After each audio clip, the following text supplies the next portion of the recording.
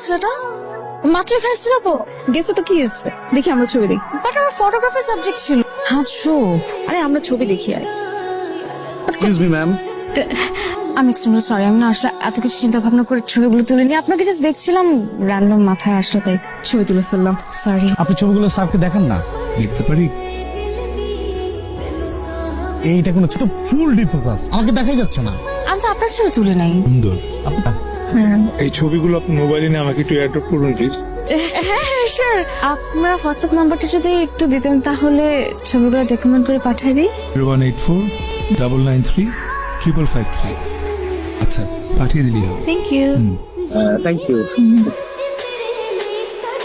Thank you. আপনি অনেক ভালো ছবি তুলুন। আপনার ক্যামেরা বেশ সুন্দর। ক্যামেরা ফেস না, ফটোগ্রাফার ম্যাটার করে। আচ্ছা, কি করছিস?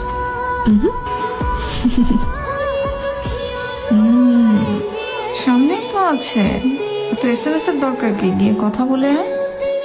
যাবো? হ্যাঁ। তো শোনো, না না, আমি কেন যাব? যাই না? তোর যাওয়া উচিত।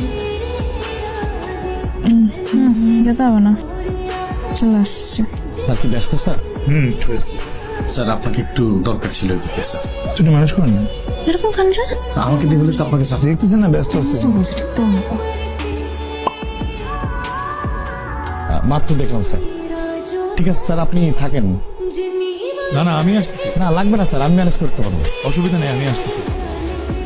সারাক্ষণ আমার সাথে কথা বলে কিন্তু টাকা থাকে তোর থেকে।